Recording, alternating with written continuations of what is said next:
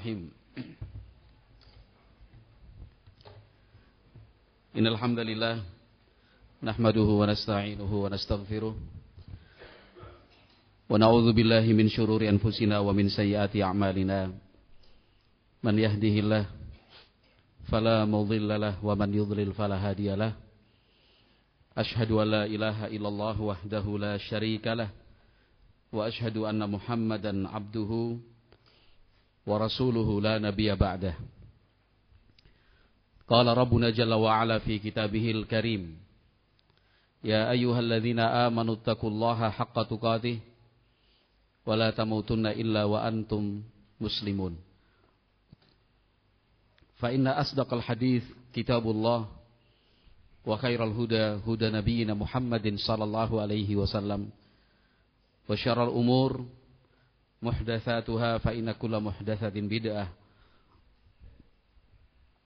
wa kulla bid'atin dhalalah wa kulla dhalalatin finnar. Ikhwati fillah, ma'asyiral muslimin rahimakumullah. Kita sama-sama sepakat manusia adalah makhluk yang tidak dapat hidup dengan berdiri sendiri.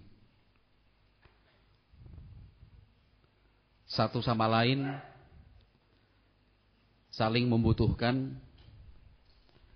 satu dan yang lain tidak bisa terpisahkan. Sekuat apapun dia, sepintar dan sepandainya dia, tidak mungkin hidup di dunia ini sendirian. Orang yang paling kuat sekalipun di saat-saat tertentu lemah. Orang yang paling pintar katanya dalam banyak kesempatan terlihat bahkan terbukti kebodohannya. Karena tidak semua bidang dan disiplin ilmu bisa dia kuasai. Maka mau tidak mau membutuhkan orang lain. Punya uang juga percuma. Walaupun uangnya banyak, bahkan saking banyaknya itu tidak bisa dihitung, percuma kalau dia tidak dibantu oleh orang lain. Sekalipun dia punya uang banyak, kalau dia gunakan uang itu tetapi tidak ada yang merespon, tidak ada yang mau menjual barang kepadanya, ya percuma uang itu.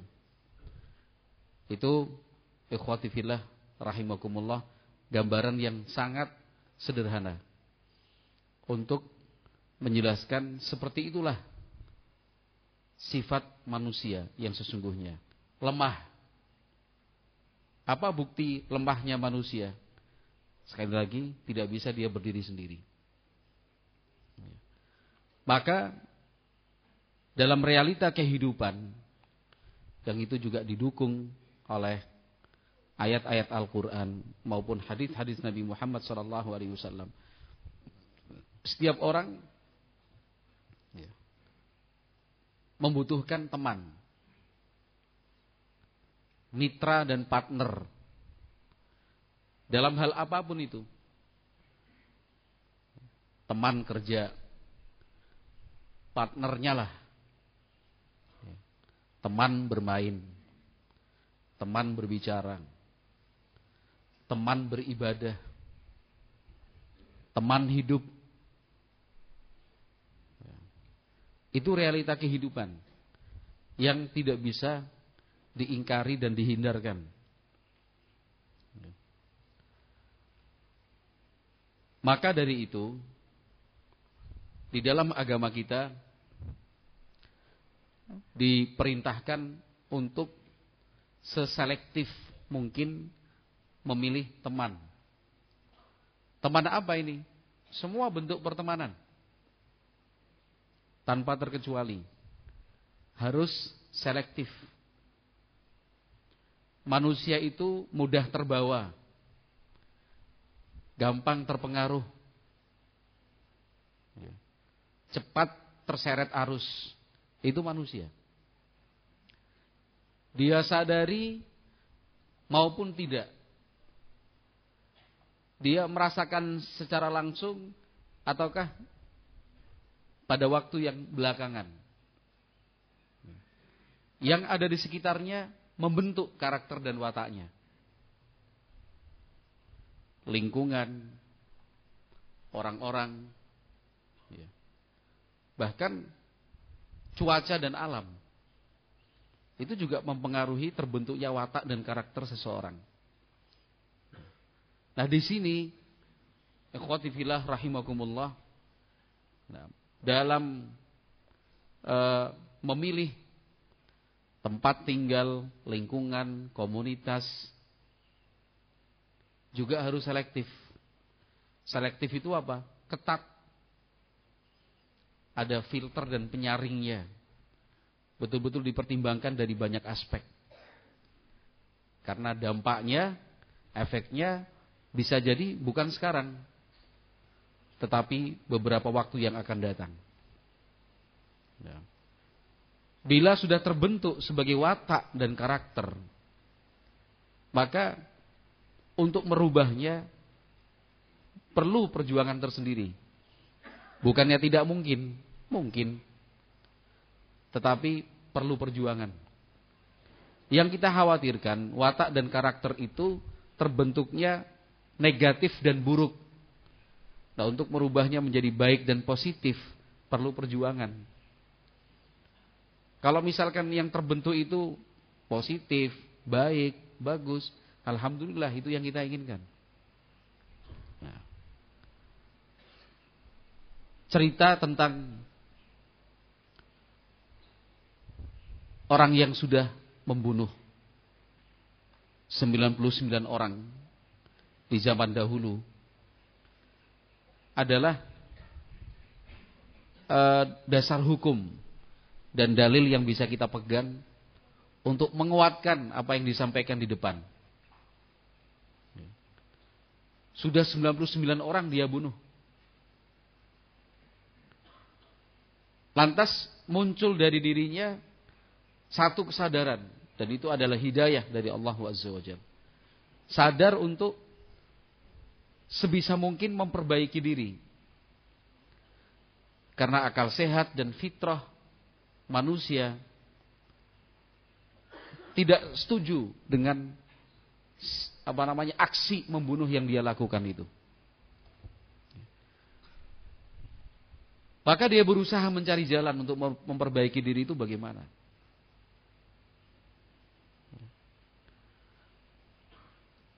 Bertanya kepada seorang ahli ibadah tetapi nol ilmu. Dia tanyakan tentang kehidupan pribadinya itu. Yang sudah melakukan kejahatan, membunuh 99 orang. Jawabannya, ya gak mungkin lah kamu bertaubat. Terlalu besar dan terlalu banyak dosamu. Dia yang sedang ingin baik, dia yang sedang semangat untuk memperbaiki diri, dia yang serius dan sungguh-sungguh mencari dan meniti jalan kebenaran, justru tertumbuk tembok yang keras. Kecewa, marah, jengkel, orang itu dibunuh sekaligus. Pengen baik kok dihalang-halangi. Pengen baik kok pintu kebaikan itu ditutup. Ditambah jengkel dia. Dibunuh. Kan genap 100 yang dia bunuh. Namun cahaya hidayah itu belum padam. Masih terus bersinar terang. Maka orang tersebut berusaha lagi untuk menemukan titik terang dalam hidupnya. Bertemulah dengan seorang alim. Orang itu berilmu. Diceritakan kasusnya. Jawabannya, siapa yang bisa menghalangi engkau dengan taubat? Tidak ada yang bisa menghalangi seseorang itu dari taubat. Selalu terbuka kesempatan untuk memperbaiki diri. Jangan ditutuplah.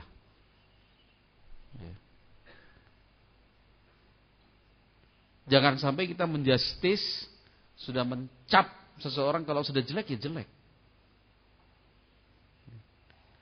Kemudian kesempatan untuk berbuat baik seolah-olah kita yang menutupnya. Allah saja membuka. 100 nyawa. Itu bukan kejahatan kecil. Sebutannya sudah predator. Kalau zaman sekarang mungkin orang mengatakan dia psikopat sudah. 100 orang loh yang dia bunuh. Itu kan kejahatan besar.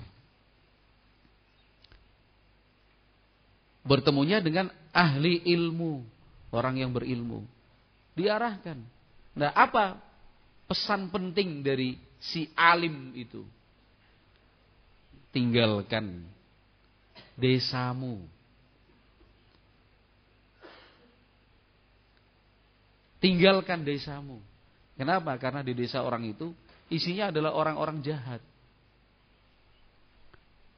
Pergilah menetap di desa sana. Fa inna biha unasan salihin.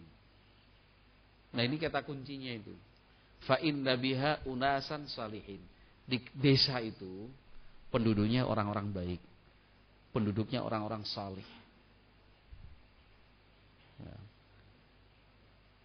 Berangkat meninggal dunia di tengah perjalanan. Ya, yang jelas kemudian malaikat rahmatlah yang yang kemudian diputuskan untuk mengurusnya. Tetapi yang ingin saya garis bawahi di sini adalah kata kunci dari alim yang membimbing dan mengarahkan itu. Untuk berpindah sajalah. Siapapun yang ingin berbuat baik, siapapun yang ingin memperbaiki diri, tetapi dia masih bertahan di tempat yang buruk, sulit baginya memperbaiki diri. Bukannya tidak mungkin ya, tapi sulit untuk memperbaiki diri. Kalau betul-betul ingin memperbaiki diri, kalau betul-betul dan sungguh-sungguh ingin menjadi orang saleh, tinggallah, menetaplah di lingkungan orang-orang baik. Tinggallah di tengah-tengah dan di sekeliling orang-orang saleh. Nah, kenapa seperti itu? Sekali lagi karena lingkungan itu membentuk. Yang ada di sekelilingnya itu memberikan pengaruh. Terasa, tidak terasa, tapi itu nyata. Seorang anak yang tumbuh kembangnya, mohon maaf, di lingkungan orang jahat. Sejak dia lahir, yang didengar dan dilihat adalah perbuatan-perbuatan jahat. Mohon maaf, contohnya di kampung, maksiat, minuman keras, judi, kehidupan bebas, berkelahi, kekerasan, mencuri. Mau tidak mau anak itu akan terbentuk seperti itu juga. Karena baik buruknya menurut anak sesuai dengan baik buruknya apa yang dipertontonkan oleh lingkungan di depannya. Dan itu kan nyata. Berbanding 180 derajat dengan seorang anak yang terlahir, tumbuh kembang di lingkungan orang-orang baik. Yang dia lihat, yang dia dengar adalah ibadah, ibadah, ibadah, ibadah, ibadah. Yang dia lihat, yang dia dengar adalah orang saleh, orang saleh, orang saleh, orang saleh. Ya. Maka begitu mudahnya anak kecil masih berusia 4-5 tahun ya, melantunkan ayat-ayat suci Al-Quran. Dengan mudahnya anak kecil menjawab pertanyaan-pertanyaan secara runtut dan runut sirah Nabi Muhammad SAW. Seumur-umur saya hidup di dunia ini, saya baru bertemu dengan satu anak salafi, umurnya masih 6 tahun. Saya kasih pertanyaan tentang sirah nabawiyah, dia tetap bisa menjawab tak. Di Pondok Cilengsi, tempat Ustaz Abdurrahman Mubarak. Saya kasih hadiah dia 2 kali. Masih 6 tahun. Dia menjawab itu nggak pakai mikir dia. Kalau kita kan masih inget-inget gini, aduh, kan itu. Bayat Aqobah, bayat apa? Berapa orang yang ikut, misalkan. Nama sahabat ini siapa? Kejadiannya bagaimana? Tahun berapa? Nggak pakai mikir dia sambil main, jawab. Itu padahal di majelis itu. Nah itu contoh nyata ya. Semoga Allah memberikan penjagaan untuknya dan untuk kita semua. Iya kan? Itu kan aset itu. Anak-anak kita cobalah kita cari dan kita gali bakat mereka. Jangan biarkan anak-anak kita itu berjalan sendiri tanpa arah, tanpa pegangan, tidak ada yang menuntun. Jangan sampai anak-anak kita tumbuh berkembang dengan kita selalu berprasangka baik, mereka berjalan sudah benar, kita cuek, kita kurang peduli. Kan sudah ada di pondok, sudah ada pelajaran bersama dengan ustadznya. Jangan, dampingi terus itu. Eman-eman. Sayang kalau aset-aset berharga itu kemudian menguap, terbuang percuma. Anak-anak kita, anak-anak salafiyin itu mereka luar biasa. Allah Subhanahu wa taala berikan untuk mereka karunia yang sulit untuk kita temukan di luar komunitas salafiyin. Tapi sayangnya masih banyak dari kita yang menganggapnya itu biasa-biasa saja. Bahkan kita tidak menganggapnya sebagai satu hal yang istimewa. Padahal coba dari kecil sudah menghafal zikir-zikir pagi, petang. Dari kecil sudah terbiasa menyebut hadis-hadis Nabi Muhammad SAW. Sejak kecil begitu mudah dan lincah dia membaca ayat-ayat Al-Quran. Itu istimewa. Dipupuklah, dirawatlah. Ya. Walhamdulillah kita bersyukur dengan semua kekurangan yang ada. Kita akui dan tidak bisa kita ingkari. Yang namanya kekurangan itu ada di sana, ada di sini. Kekurangan itu nggak usah dicari-cari, dia muncul sendiri. Tapi dengan segala kekurangan yang ada, kita harus bersyukur kepada Allah Subhanahu wa taala. Terkhusus di majelis ini, saya ingatkan, kita bersyukur kepada Allah Subhanahu wa taala diberi kesempatan untuk hidup berkomunitas dalam satu lingkungan salafiyin. Itu harus disyukuri. Benteng. Dan ini adalah tameng untuk keimanan dan ketakwaan kita bersama. Biiznillahi ta'ala, dengan izin dari Allah Subhanahu wa taala. Itu disyukuri. Ya. Coba kata-kata dari alim tadi yang meminta dan mengarahkan kepada si pembunuh. Kamu berangkat aja, pindah ke desa di sana. Fa inna biha unasan salihin. Di sana itu orangnya baik-baik, orang-orang saleh. Maka alhamdulillah, mari kita jaga nikmat ini. Ya. Mari kita rawat semampu-mampunya. Ya. Ikhwati fillah rahimani wa rahimakumullah. Yang namanya teman dekat itu sebuah kebutuhan. Bahkan masuk dalam kategori primer. Primer itu berarti kan utama, prioritas nomor 1. Itu gak bisa ditawar. Orang hidup tanpa teman dekat, sengsara dia. Pasti menderita. Tidak ada teman bicara, tidak ada teman berbagi rasa. Tidak ada orang yang dia percaya. Tidak ada orang yang bisa dia mintakan saran dan masukannya. Kan sengsara orang seperti ini. Semua-semua dia pikirkan sendiri, semua-semua dia hadapi sendiri. Mau bertahan berapa lama? Pada akhirnya kan jeblok juga itu. Pecah dan meledak. Ya kalau dia bisa mengendalikan diri. Kalau tidak, banyak orang depresi. Banyak orang mengalami gangguan jiwa. Bahkan sampai dinyatakan gila. Wal iyadzubillah, nas'alullah as-salamah wal afiyah. Kan banyak sebabnya. Tetapi salah satunya terkait dengan tema kita, karena dia tidak punya teman dekat. Ya. Padahal isi hati itu kan inginnya dicurahkan. Apa yang menjadi dalam beban, apa yang menjadi beban pikirannya, inginnya diungkapkan. Tapi kepada siapa? Kepada kertas itu terbatas. Kepada dinding ataupun meja dicoret-coret kayak santri-santri kita, ya kan, gambar, simbol, itu kan bukan cuma sekedar coretan, tapi itu ekspresi dari apa yang dia rasakan. Dia pikir sendiri, dia pikir sendiri. Akhirnya sudah tidak kuasa dia menahan beban berat itu. Jadi teman dekat sekali lagi itu sebuah kebutuhan. Nah, kita harus selektif memilih teman dekat. Di lingkungan kerja juga sama.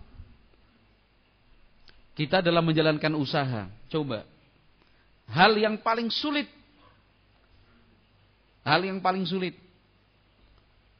adalah memiliki orang yang bisa dipercaya. Saya yakin kita sepakatlah. Apalagi di sini kan rata-rata para pelaku usaha. Ya kan? Itu hal yang paling sulit dan kita anggap sebagai aset yang paling mahal. Orang yang bisa dipercaya. Kalau modal duit bisa dicari. Lokasi, lahan, tanah, gampang lah. Desain, tata letak, arsitekturnya, gak usah belajar, cuma kira-kira aja bisa. Dan gak ada risikonya. Kalaupun ada kecil. Marketing, pemasaran, tinggal copy paste aja kok. Daripada kita susah-susah mikir menciptakan sendiri, tinggal belajar dan mengambil pengalaman dari yang sudah-sudah. Tapi tetap unsur yang paling sulit adalah memiliki orang kepercayaan. Yang membuat kita tidak berpikir ulang. Yang membuat kita aman dan nyaman, tenang. Sulitnya luar biasa itu menemukan orang yang bisa dipercaya. Karena kalau asal-asalan memilih, kita sendiri yang rugi.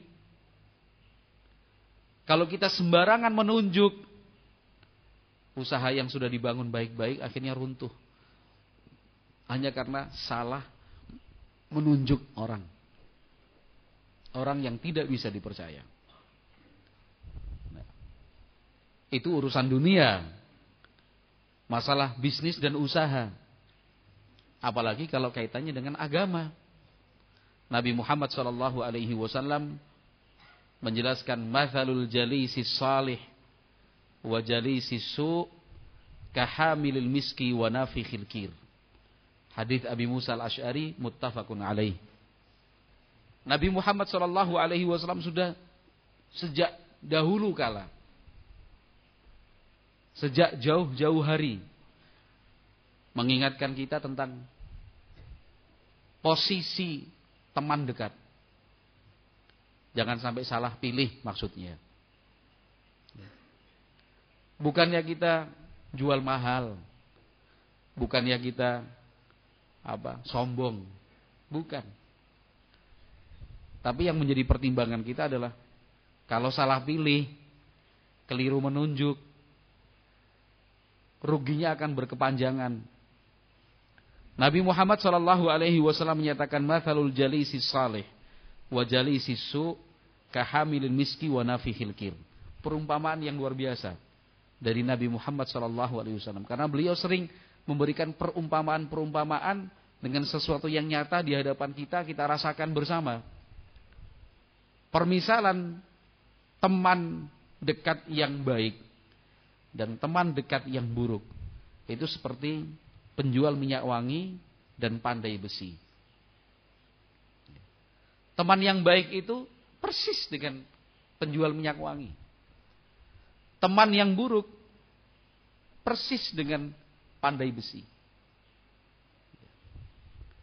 Yang dibicarakan oleh Nabi Muhammad SAW sekali lagi adalah ini, efeknya dekat-dekat dengan penjual minyak wangi dan dekat-dekat dengan seorang pandai besi. Bukan berarti, berarti nggak boleh ya punya profesi pandai besi. Boleh, di zaman Nabi juga pandai besi ada. Nah, jadi yang disampaikan oleh Nabi Muhammad SAW bukan jenis profesinya, tapi perumpamaan dan contohnya. Fahamilul miski imma an tabta'a minhu wa imma an tajida minhu rihan thayyibah. Ada dalam lafaz yang lain itu an yuhdhiyaka. Jadi kalau seorang penjual minyak wangi, kita berteman dengannya, kemungkinannya adalah kemungkinan yang baik. Mulai dari kita beli minyak wangi dari dia. Imma an tabta'a minhu, beli. Wa imma an tajida minhu rihan thayyibah, minimalnya yang kita cium itu adalah aroma wangi, itu minimal. Nah, ada kemungkinan berikutnya dalam lafaz yang lain, wa imma an yuhdhiyaka. Bisa jadi dia memberikan hadiah cuma-cuma. Dan perhatikan para penjual minyak wangi itu, kalau di Timur Tengah ya. Kalau di Indonesia masih jarang saya saksikan. Kalau di Timur Tengah, di Yaman, pondok kita dulu, di Arab Saudi, orang jualan minyak wangi itu pasti selalu ada sampel yang dibagi-bagikan. Bukan hanya kepada orang yang datang kemudian tanya, atau orang yang lewat kemudian tertarik. Pada setiap orang datang, pakai, pilih yang mana. Ya. Jadi semua kemungkinannya itu baik. Apa? Wangi. Wangi. Wa nafikhul kir imma an yuhriqa thiyabak wa imma an tajida minhu rihan khabithah. Berbeda dengan seorang pandai besi. Kalau kita duduk dekatnya, dia bekerja memegang alat mencapit besi, dia bakar di atas api, dia pukul berkali-kali, dia masukkan ke dalam air, bakar lagi. Kalau duduk di dekatnya, imma an yuhriqa thiyabak, ada kemungkinan baju kita akan ikut terbakar, terkena percik apinya, bolong, lubang, gosong. Efek paling minimnya, dan itu negatif, artinya negatif, kita yang terdampak buruk. Wa imma an tajida minhu rihan khabithah. Duduk di dekat seorang pandai besi, yang kita cium itu baunya tidak sedap. Ya kan, bau. Nah. Bagi yang pernah menyaksikan secara langsung, paham ini. Apalagi yang pernah mendandake barang ke pandai besi, mestinya paham betul dengan apa yang disampaikan oleh Nabi Muhammad SAW. Kan itu. Mungkin kalau di perkotaan sudah jarang, tapi kalau di desa-desa, para pandai besi itu masih banyak, terutama di lingkungan para petani, ya kan?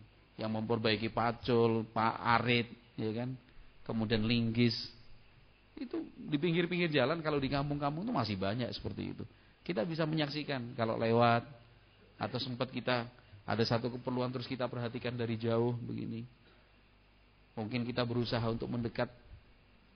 Cobalah, ya bener bau. Bayangin besi dibakar masukin air, bau. Ya. Nggak sedap lah. Asap. Ya.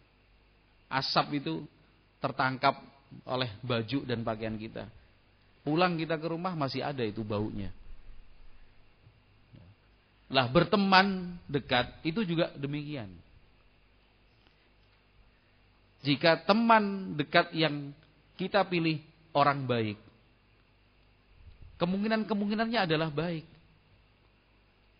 Kita akan diajak berbuat baik.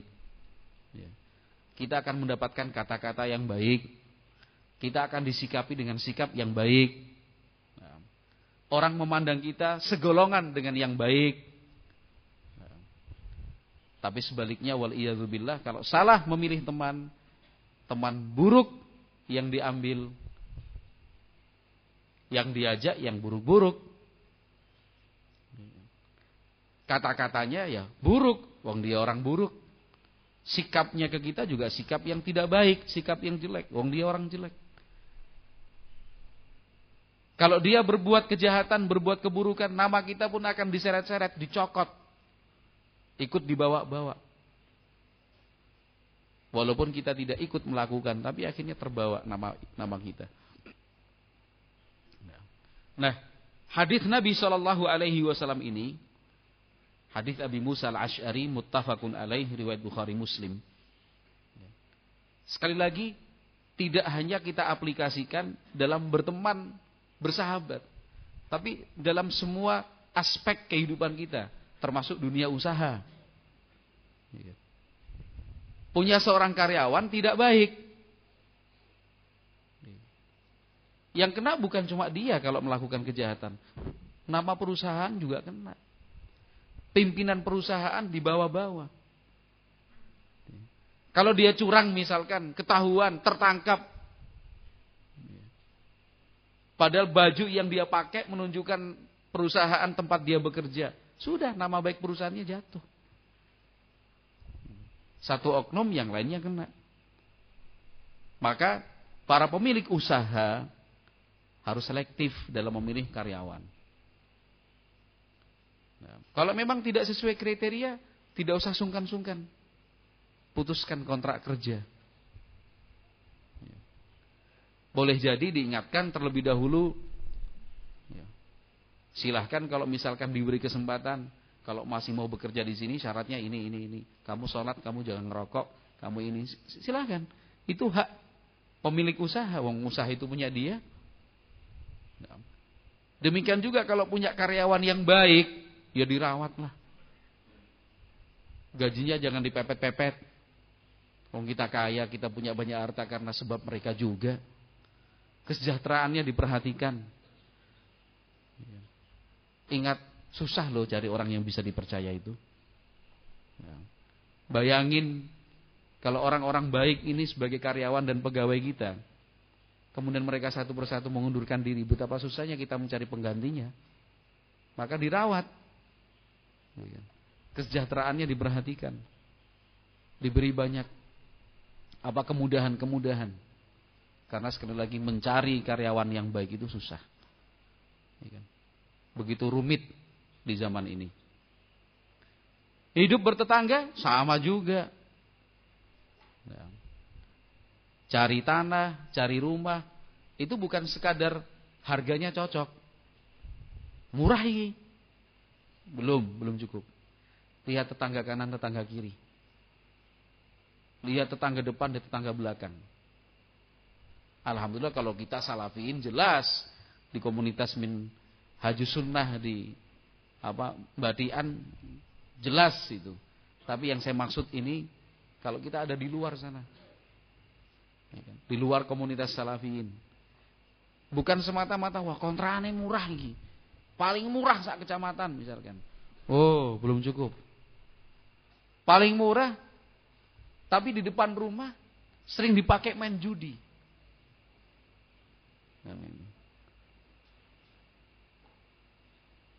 Ya nggak sebanding lah. Cari kontrakan yang paling murah, tapi ternyata di sebelahnya itu ada bengkel anak-anak muda. Jangankan siang, malam pun dangdut yang di setel mereka. Dan itu kan jadi pertimbangan juga. Jadi bukan semata-mata wah golek ke kontrakan yang paling murah yo. Jangan. Tetap unsur tetangga itu diperhatikan. Apa jadinya kalau karena faktor murah saja kemudian kita memilih sebuah kontrakan, satu rumah tinggal, dalam proses kehidupan kita nanti akan terganggu, tidak nyaman. Kalau sudah punya anak, nanti anak itu akan terbawa dan terpengaruh dengan kebiasaan-kebiasaan yang ada di sekitar, kebiasaan yang buruk. Jangan. Apalagi kalau pilih pasangan hidup. Iya kan? Nabi Muhammad SAW menyatakan fadhar bidzatiddin taribat yadak. Ya kan? Jadi yang namanya daya tarik seorang wanita itu kan banyak. Tapi ada 4 hal yang ditetapkan oleh Nabi Muhammad SAW sebagai pertimbangan di dalam memilih seorang calon istri, ya. Belum resmi. Baru calon istrinya ada 4 kriteria. Mulai dari kecantikannya, dari status keluarganya, latar belakang mereka, kemudian nasabnya, ya. Agamanya. Nabi Muhammad SAW berpesan, fadhfar bidzatiddin. Maka menangkanlah, artinya pilihlah calon istri itu yang agamanya baik.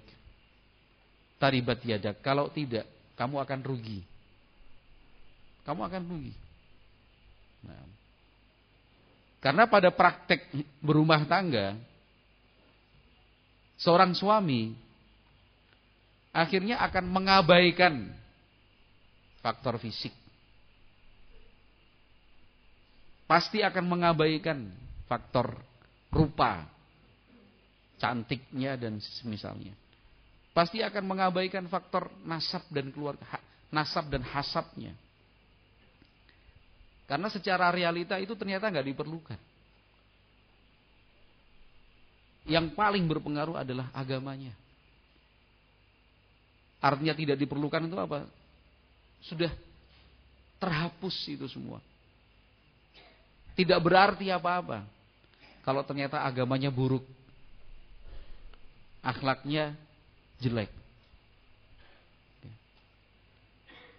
Masih lebih baik dan akan lebih mending kalau si suami bisa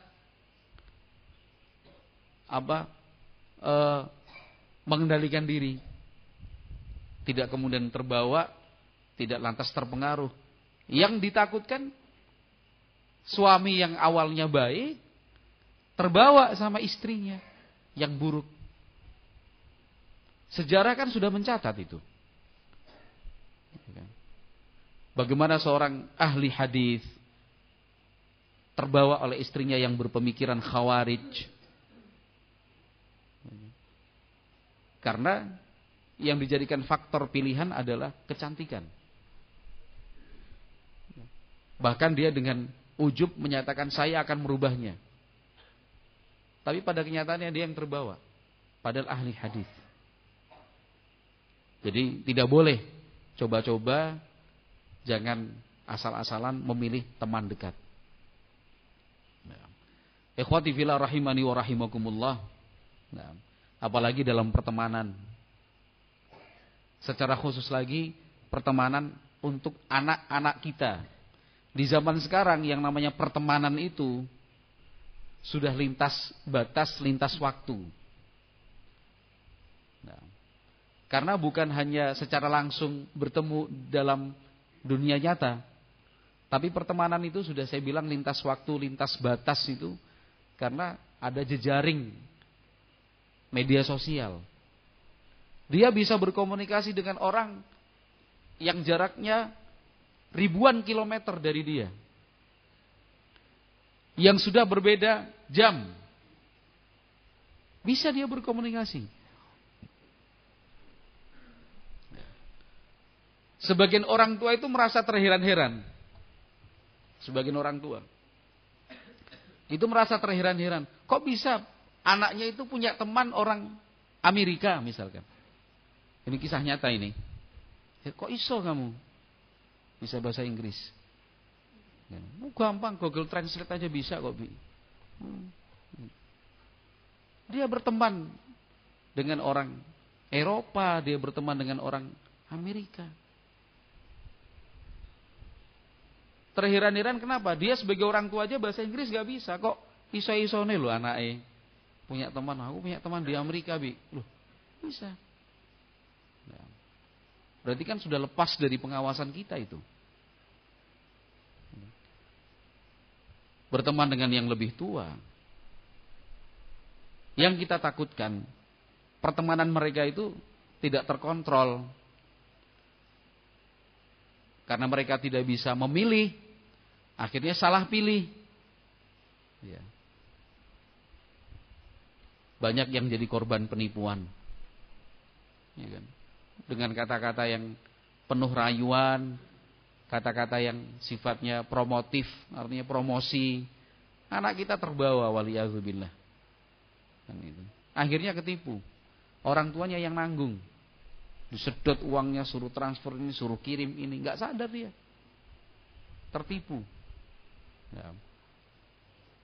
Jadi, ikhwati fillah rahimani wa rahimakumullah, apa yang bisa kita lakukan sekarang? Yang bisa kita lakukan satu adalah berdoa kepada Allah Subhanahu wa taala. Itu harus dinomor satukan itu. Berdoa kepada Allah Subhanahu wa taala. Saya ulangi, harus dinomor satukan. Jangan nomor 2 lah. Apalagi kalau nggak dapat nomor. Terabaikan dan terlewatkan. Jangan. Nomor 1 itu berdoa kepada Allah Subhanahu wa taala. Kita betul-betul memohon kepada Allah Subhanahu wa taala agar anak-anak kita dan kita juga dipilihkan teman-teman dekat yang baik. Teman-teman dekat yang saleh.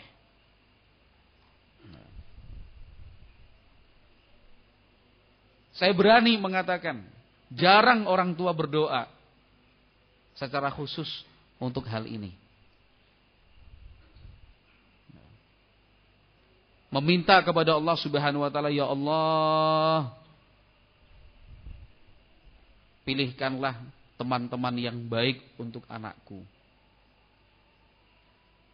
Ya Allah, selama dia di pesantren, selama dia di ma'had, dekatkan dia dengan santri-santri yang baik, dengan santriwati-santriwati yang salihah kalau anaknya perempuan.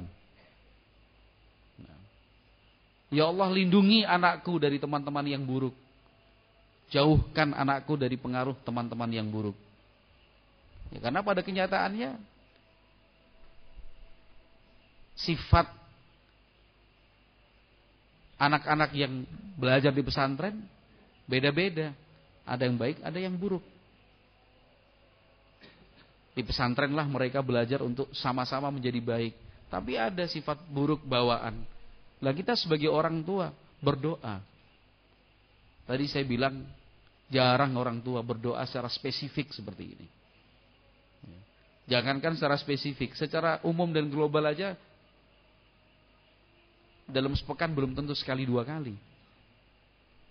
Belum tentu dalam 1 pekan itu sekali 2 kali dia berdoa, ya Allah, jadikanlah anakku menjadi anak yang saleh, jadikanlah anakku menjadi wanita yang salihah. Dia sebut namanya, ya Allah, jadikanlah anakku Abdul Aziz jadi anak yang saleh.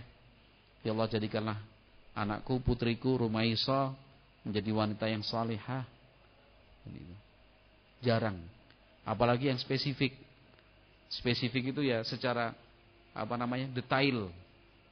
Salah satu yang perlu didetailkan itu apa? Memilih teman-teman yang baik, memilih teman-teman yang saleh dan salehah. Ya kan? Kalau anak kita perempuan, kalau anak yang laki-laki kita yang saleh. Nah, nomor 1 ini kan prioritas. Nomor 1 ini harusnya jangan dilupakan. Justru itu yang terpenting. Ya. Justru itu yang pengaruhnya paling besar pada anak-anak kita. Barangkali ikhwati fillah rahimakumullah, barangkali karena kita yang lalai, kita yang seringnya lupa, kita yang mungkin bahkan tidak peduli dan kurang memperhatikan, sehingga tidak berdoa kepada Allah. Mungkin bisa jadi anak-anak kita akhirnya pergaulannya menyedihkan. Yang bisa kita lakukan cuma mengeluh. Yang bisa dilakukan cuma pusing. Yang bisa dilakukan cuma sambat aja lah. Anak aku ki piye yo? Lah piye? Anak saya temannya sama orang-orang kampung. Padahal mereka ya Allah gitu. Yang lain bilang, aduh anak saya itu setelah kenal Facebook, komunitas yang dia ikuti macam-macam komunitasnya. Daripada sambat seperti itu, daripada cuma mengeluh, apa tidak lebih baik diganti saja dengan doa? Bahkan bukan diganti sebenarnya, tapi itu yang harus dilakukan. Doalah, berdoa. Berdoa kepada Allah Subhanahu wa taala. Tapi berdoa itu jangan dilakukan setelah anaknya salah pilih teman. Harusnya sejak kecil. Sejak mereka masih lugu dan lucu. Ketika mereka masih bisa dibentuk, kita berdoa kepada Allah Subhanahu wa taala, ya Allah, jagalah anakku ya Allah. Yang tentunya nomor 2 diikuti dengan bukan cuma doa, tentunya yang nomor 2 adalah diikuti dengan apa? Diikuti dengan pengawasan dan pengamatan.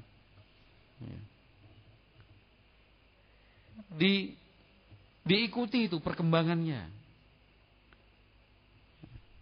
Makanya banyak yang mengibaratkan anak itu kan seperti benih yang ditebar.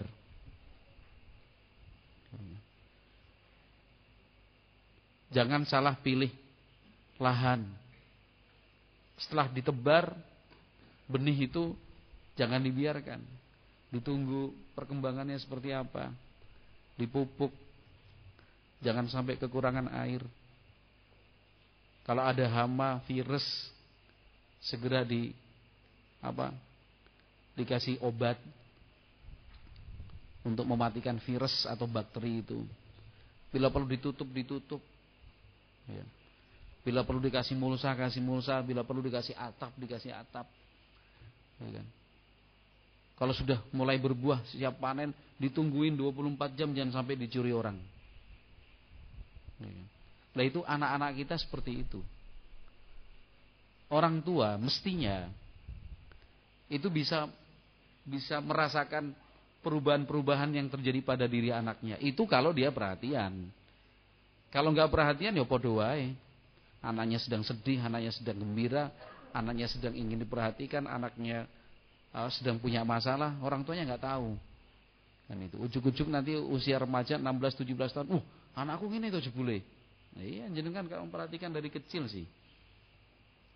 Harus ada forum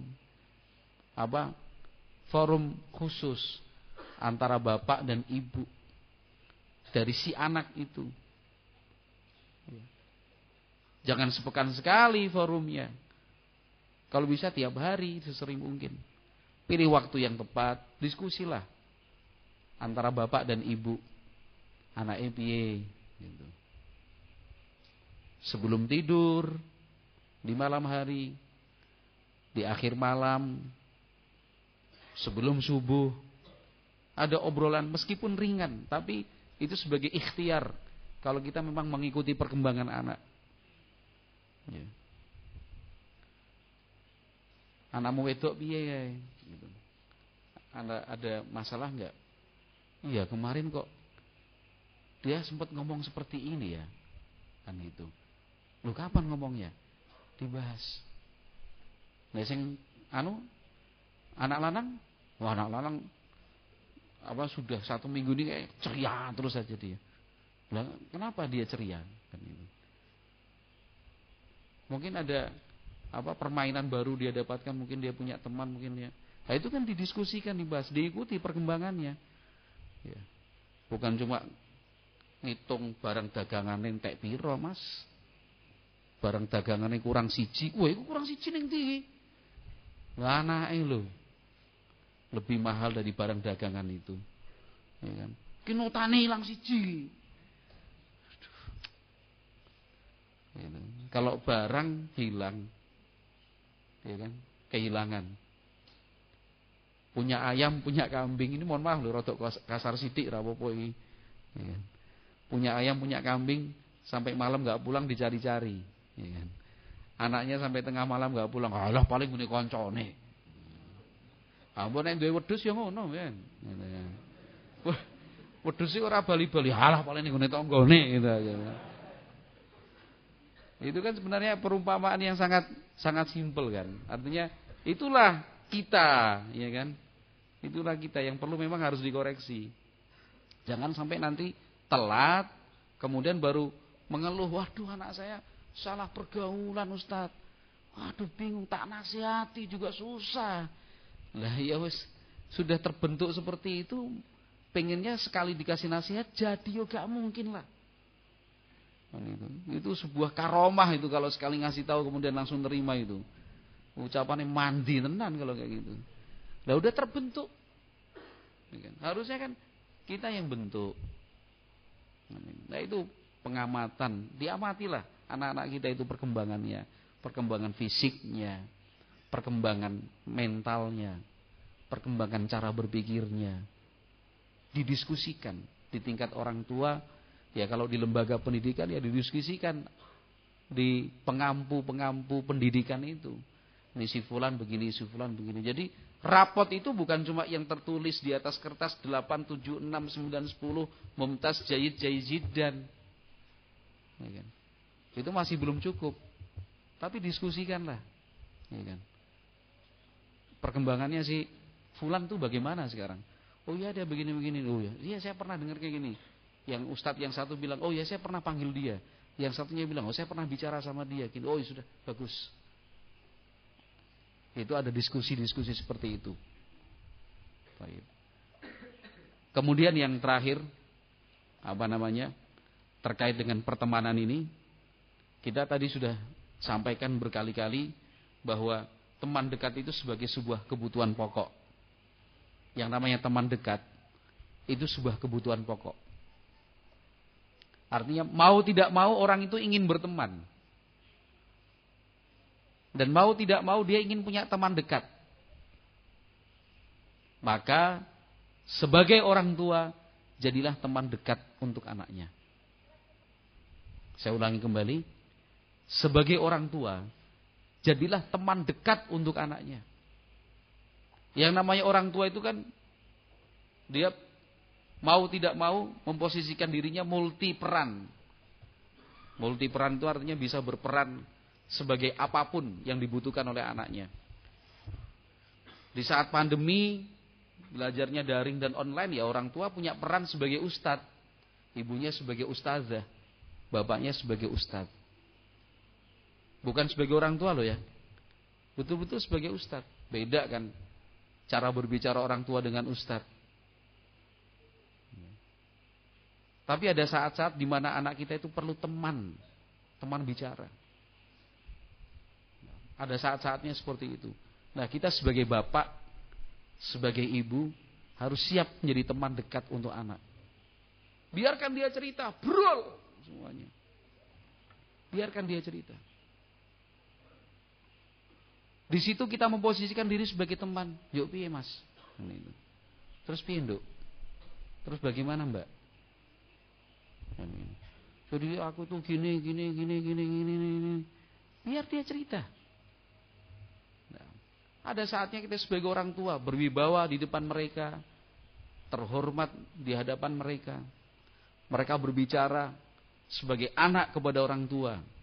Tapi sekali lagi ada saat-saatnya anak kita itu perlu teman. Kita juga harus memposisikan diri sebagai temannya. Sehingga tidak ada lagi kasus dan tidak ada lagi keluhan, anak saya pendiam, anak saya tertutup. Kenapa? Karena kebutuhan teman dekat tadi kan kita katakan kebutuhan yang pokok itu. Kalau dia tidak menemukan sosok teman pada orang tua, dia cari teman lain di luar sana. Ya wajar kalau kemudian dia salah pilih teman. Wajar kalau kemudian dia keliru memilih tempat curhat. Karena di rumah dia nggak dapat sosok seperti itu. Di pondok, di ma'had, di pesantren, dia nggak menemukan seorang pengurus, seorang ustadz yang bisa menjadi sosok yang dia cari, teman bicara, teman curhat. Yang ada kalau ditanya, misalkan hafalannya udah distorkan belum? PR-nya udah selesai belum? Itu hukumannya udah dikerjakan belum? Jadi anak mau cerita, gimana sih? Dia mau curhat juga bingung. Mau curhat, pertanyaannya, pelajarannya besok apa aja mas? Nggak jadilah dia. Cari sembarang teman. Akhirnya dia buat akun palsu, ya kan? Bukan atas namanya, ya kan? Namanya Muhammad Idris diganti Fernando. Oh, ya kan? Ada yang punya akun itu Fernando, ya kan? Jadi Fernando ada dulu kita punya santri begitu dulu lah. Ya sekitar 10 tahun yang lalu lah ini itu. Akun Facebooknya Fernando. Fernando. Ya kan? Akhirnya kan dulu di Facebook dia tulis di dinding wallnya itu, aku sedang begini gini. Dikomentarin sama teman-teman Facebooknya itu. Padahal nggak pernah ketemu juga. Cuma nambah teman, ada yang minta teman ngikuti dan segala macam ya kan. Lo itu senengnya luar biasa ditanggepin kayak gitu itu. Kan itu. Ketika dia nulis di dinding wallnya di Facebooknya itu, wah aku sedang pusing ini. Wah, yang satu bilang sabar bro. Oh ya kan. Yang satu bilang bukan cuma kamu, aku juga, kita sama kok. Gitu. Terus yang lain bilang masalahmu apa sih? Gitu. Cerita dong sama kita. Kita selalu bersama denganmu. Wah. Kan gitu. We always stay with you. Wah, sudah. Apa kuwi? Kami selalu bersamamu. Ini dia senang dia. Makanya akhirnya main Facebook terus. Kenapa? Karena yang dia curahkan itu selalu dapat tanggapan, respon, komen. Senang dia diperhatikan. Sesuatu yang tidak dia dapatkan di dunia nyata. Ya kan? Nanti akhirnya diangkat. Oh, gue senangnya Facebookan, senangnya kayak gini lah. Ya dia mencari sesuatu yang tidak ditemukan di dunia nyata, akhirnya larinya ke sana. Nah, itu paling tidak 3 hal yang ingin saya sampaikan. Pertama, berdoa. Itu pertama ya. Pertama itu pokoknya. Berdoa kepada Allah Subhanahu wa taala, memintalah supaya anak-anak kita, murid-murid kita dan kita juga, ya, karena kita juga masuk dalam pembahasan ini, banyak-banyak berdoa kepada Allah agar dipilihkan teman-teman yang baik, ya, dipilihkan teman-teman yang baik, dekat dengan orang-orang saleh, dijauhkan dan dihindarkan dari teman-teman yang jelek. Kemudian yang kedua, adanya pengawasan dan pengamatan, ya, diawasi, diamati, diikutilah perkembangannya, ya kan? Kok rodok beda ki anakku hari ini, itu langsung tanggap kita, ya, jangan Allah paling wis ngene tok ngono. Jangan. Dibahas itu, dibiasakan. Kemudian yang ketiga, ya kita bisa menjadi teman buat mereka. Kadang-kadang kita perlu menanggalkan status kita sebagai ustadz. Kadang-kadang perlu kita lepas, ya, kedudukan kita sebagai seorang pengajar, sebagai seorang pengurus. Wes aku saiki koncomu. Kamu bicara aja. Kemarin berapa waktu yang lalu Ustadz Mokhtar. Tadi masih Ustadz Mokhtar, nggak apa-apa. Tapi sekarang kamu punya masalah toh, cerita wae. Ini bukan Ustadz Mokhtar, ini Mokhtar temanmu. Diyakinkan seperti itu. Terus cerita wae, ono apa Mas? Kita lepaslah, kita tanggalkan status itu. Supaya mereka mau bercerita. Aku kayak gini Ustaz.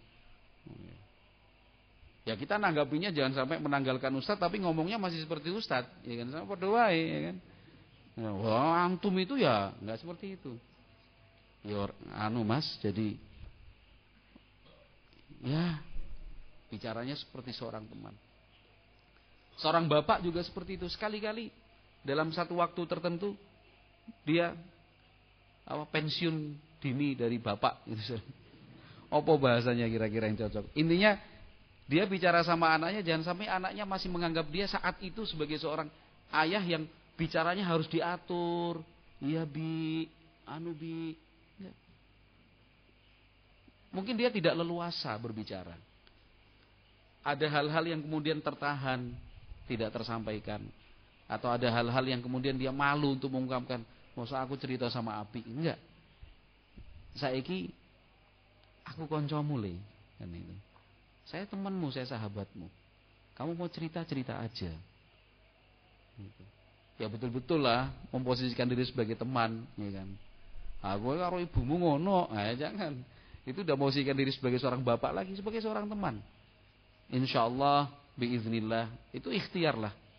Kita mohonkan kepada Allah Subhanahu wa taala untuk dimudahkan. Kita ikhtiar ketika kita bisa menyediakan ya, sosok teman dekat buat anak-anak kita.